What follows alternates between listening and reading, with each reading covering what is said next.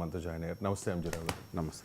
ఇప్పుడు అమెరికా అంటే ప్రపంచ సూపర్ పవర్, అలాగే ప్రపంచ పోలీస్ అంటారు. ఇప్పుడు అదే ప్రపంచం మీద అమెరికా యుద్ధానికి దిగినట్టుగా 100కు పైగా దేశాలపై టారిఫ్ వార్ ప్రకటించింది. ఆ దేశం చాలా దేశాలు ఇబ్బంది పడుతున్న పరిస్థితి కనిపిస్తోంది. ఇప్పుడు ఎంజీరావు గారు, ఆయా దేశాలు అంటే 100కు పైగా దేశాలపై టారిఫ్ వార్ విధించారు కాబట్టి ఆ దేశాలు ఎదురు తిరిగే అవకాశం ఉందా అమెరికాకి ఎగెనిస్ట్గా, లేకపోతే ట్రంప్కు లొంగే అవకాశాలు ఉంటాయా? అంటే ట్రంప్ అమెరికాను ఎటువైపు తీసుకెళ్తూ ఉన్నాడు, పరిస్థితి ఏంటి అంటే ఏం చెప్తారు? ఇది యునైటెడ్ స్టేట్స్ ఆఫ్ అమెరికా, ఏదో చిన్న దేశం కాదు. అమెరికా ది గ్రేట్ అని చెప్పొచ్చండి. America economy size $30 trillion. ప్రపంచ జీడిపిలో సుమారు 25 నుంచి 30% సంపద కలిగి ప్రపంచంలో అతిపెద్ద వాణిజ్యం నెరపే ఒక దేశం అన్నమాట. ఇప్పుడు ఆ వాణిజ్యాన్నే బ్లాక్మెయిల్ చేస్తుంది. ఆ వాణిజ్యంతో, ఎందుకంటే ప్రపంచంలో ఉన్న 200 దేశాలు వరకు, ఐక్యరాజ్య సమితిలో ఉన్న 193 దేశాలు, మిగిలిన ఆ దేశాలు ఈ దేశాలు కలిపితే 200 దేశాలు ఈరోజు అమెరికాపై ఆధారపడి ఉంటాయి. ఏదంటే వాణిజ్యం కోసం. ఇండియా చూస్తే ఇండియా అతిపెద్ద వాణిజ్య భాగస్వామి అక్కడ అమెరికే. చైనాకి అతిపెద్ద వాణిజ్య భాగస్వామి కూడా యునైటెడ్ స్టేట్స్ ఆఫ్ అమెరికాయే.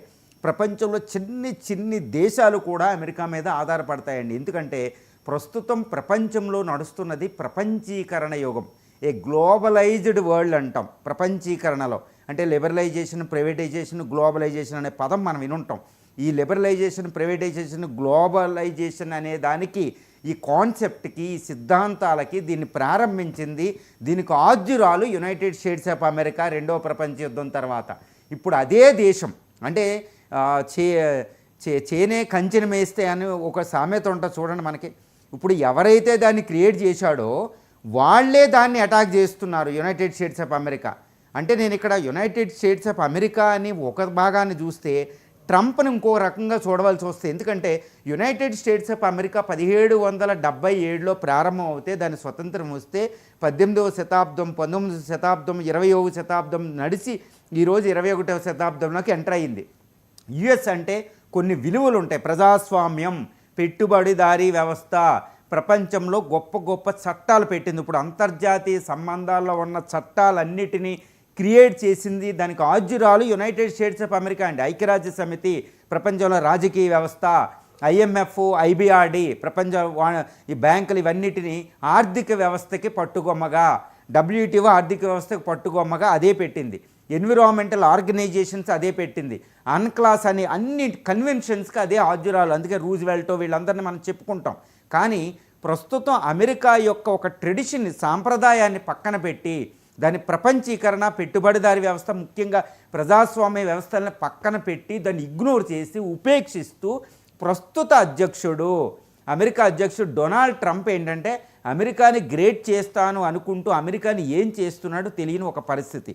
ఈరోజు ఆయన జనవరి 20 ప్రమాణ స్వీకారం చేసిన తర్వాత ఏప్రిల్ 2న లిబరేషన్ డే రోజున ఆయన యొక్క అసలైన ఎజెండా బయటపెట్టాడు. వాణిజ్య టారిఫ్లు, ట్రేడ్ టారిఫ్స్ అని. ఇప్పుడు తర్వాత 100 రోజులు పాజ్ ఇచ్చాడు, తర్వాత 10 రోజులు పాజ్ ఇచ్చాడు. ఆగస్టు 1 నుంచి సుమారు 70 దేశాల మీద ఆయన ఆంక్షలు ఎంతెంతో కూడా చెప్పాడు. ఇండియా మీద 25%, పాకిస్తాన్ మీద 19%, అటు బ్రెజిల్ మీద, రష్యా మీద ఏ ఒక్క దేశాన్ని కూడా వదలడు.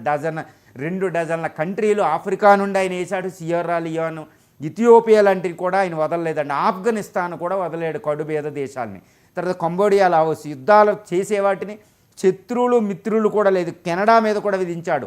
కెనడా మీద, డెన్మార్క్ మీద, న్యూజిలాండ్ మీద, తర్వాత జపాన్ మీద, గ్రేట్ బ్రిటన్ మీద, యూరోపియన్ ఏ దేశాన్ని అంటే మిత్రుడు లేదు, శత్రువులు లేదు.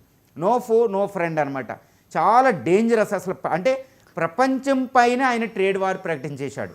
అంటే అమెరికా ట్రేడ్ వార్ ప్రకటించడం అంటే షేక్ అయిపోతుందండి. దానికి ఒక ఎగ్జాంపుల్ ఏంటంటే నిక్కీ, ఇండియన్ సెన్సెక్స్, BSE నిఫ్టీలు, అక్కడ నిక్కీ, చైనీస్ స్టాక్ మార్కెట్, ప్రపంచంలో నిన్న అన్ని స్టాక్ మార్కెట్లు బ్లీడింగ్, అంటే రక్తాన్ని కొన్ని $1 ట్రిలియన్ యొక్క సంపద ఆవిరైపోయింది ఆర్థిక వ్యవస్థలో. ఎందుకంటే ప్రపంచంలో అతిపెద్ద వాణిజ్యం నేర్పేది, ప్రపంచంలో అత్యధిక పెద్ద దేశం ఈరోజు ట్రేడ్ వార్ ప్రపంచం మీద ప్రకటించిందనమాట. ఇప్పుడు మీరు అడిగిన ప్రశ్న ఏంటంటే మరి ప్రపంచ దేశాలు లొంగుతాయా లేదా ట్రంప్కి? లేదా అన్ని దేశాలు ఒకటై అమెరికా పని పడతాయి అనేది ఇప్పుడు ప్రధానమైన విషయం అండి. ఎందుకంటే ప్రపంచీకరణలో ఆర్థిక వ్యవస్థలో డిప్లొమసీ అంటే మిలిటరీ కంటే ఎక్కువ ప్రాముఖ్యత ఆర్థిక వ్యవస్థకు ఉంటుందన్నమాట. ఇప్పుడు ఈ దేశాలు చిన్న నుంచి పెద్ద దేశాలు, అందులో బ్రిక్స్ అయిన ఇండియా, సౌత్ ఆఫ్రికా, బ్రెజిల్, చైనాల మీద ఆయన ఎక్కువ ట్రేడ్ టారిఫ్స్ వేశాడు. అసలు దారుణంగా ఉంది. తర్వాత G20 కంట్రీస్ మీద వేసేసాడు. అదేవిధంగా నాటో దేశాలు ఆయన వాణిజ్య భాగస్వాములు ఎక్కువ యూరోపియన్ దాని మీద వేసాడు, కెనడా మీద, మెక్సికో మీద. మరి ఈ దేశాలన్నీ ఒకటయ్యి అమెరికాని ఏమైనా చేస్తాయా, లేకపోతే ట్రంప్ వాటిని ఒక్కోదాన్ని అణగదొక్కగలడనేది ప్రధానమైన సమస్య. ఎందుకంటే ఆయన ట్రేడ్ టారిఫ్స్ వేసిన కాడ నుంచి ట్రేడ్ డిస్కషన్ చేస్తున్నాడు, విభజించు పాలించేలాగా ఒక్కోదాంతో ట్రేడ్ డీల్ కుదుర్చుకుంటున్నాడు. కానీ ట్రేడ్ డీల్ కుదుర్చుకున్న దేశాలు కూడా బాధలు పడుతున్నాయి. ఎందుకంటే ట్రేడ్ డీల్ అయితే ఆయన నమ్మలేవు. ట్రేడ్ డీల్లో కూడా 19-20% కూడా టారిఫ్లు ఉన్నాయి ఇప్పుడు. సో ఆ దేశాలు కూడా సంతృప్తి లేవు.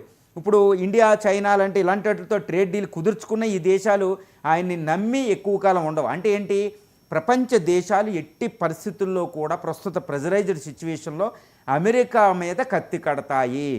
ట్రేడ్ వార్లో అమెరికాను ఓడించడానికే ప్రయత్నం చేస్తాయి. వాటి మధ్య ఉన్న ఒక మార్గం ఏంటంటే వరల్డ్ ట్రేడ్ ఆర్గనైజేషన్. మనం ప్రధాని చెప్పినట్టు వరల్డ్ ట్రేడ్ ఆర్గనైజేషన్ అవి మళ్ళీ పునరుద్ధరిస్తాయి. అంతర్జాతీయ చట్టాలు ఒకటి ఉంటాయి, అంక్టాడ్ అని, యునైటెడ్ నేషన్ ట్రేడ్ మీద ఒక కన్వెన్షన్ ఒకటి ఉంటుందండి, అంక్టాడ్ అని. దాన్ని అదేవిధంగా WTOని ఇవి పునరుద్ధరిస్తే, సంస్కరణలు తీసుకొస్తే అమెరికాని పక్కన పెట్టవచ్చు. అదేవిధంగా అమెరికా డాలర్ మీద అన్నీ కత్తి కట్టే అవకాశం ఉంది. ముఖ్యంగా ఎన్నో ఏది రెన్బిన్బి చైనా, ఇండియన్ రూపీ, అది జపాన్ ఎన్నో, అదేవిధంగా యూరోపియన్ EU కరెన్సీలు, ఇవన్నీ ఏంటంటే ఒక తాటి మీదకి వచ్చి అమెరికాని బెదిరించే విధంగా ఇవన్నీ చేసే అవకాశం ఉంది. అంటే ఏంటి, అమెరికా ట్రంప్ మీద ప్రపంచ దేశాలు ఏకమయ్యి ప్రయత్నం చేస్తే ట్రంప్ ఓడిపోవడం ఖాయం. America will bleed. America bleeding వస్తుందన్నమాట. అమెరికా ఇప్పుడు ఏంటంటే రెసిషన్లోకి వెళ్ళిపోయింది. ఇప్పుడు IMF ప్రకారం దాని గ్రోత్ రేట్ 1.5లో పడిపోయింది. ఒక క్వార్టర్లో అయితే దారుణంగా గ్రోత్ రేట్ పడిపోయింది. అక్కడ ద్రవ్యోల్బణం పెరుగుతుంది.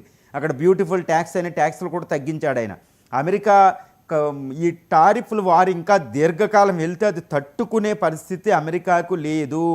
అమెరికాకి లేకపోతే అక్కడ ఉన్న డెమోక్రాట్స్కి, రిపబ్లికన్స్కి గొడవ అవుతుంది. ఇప్పటికీ ఎలాన్ మస్క్ ఒక కొత్త పార్టీతోటి బయటకు వచ్చాడు. ఎలాన్ మస్క్ క్రిటిసైజ్ చేస్తున్నాడు. అమెరికన్స్ అసంతృప్తిగా ఉన్నారు.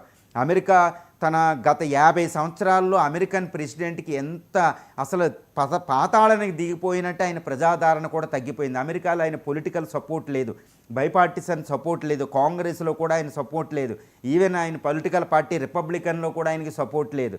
సో అమెరికాని ఆయన ఎటువైపు తీసుకెళ్తున్నాడు, తిరుగుగమనం వైపుకు తీసుకెళ్తున్నాడు.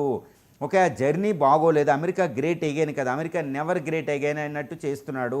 సో అమెరికా పతనాన్ని ఆయన శాసిస్తున్నాడు. డాలర్ అంటే వణుకుతుంది.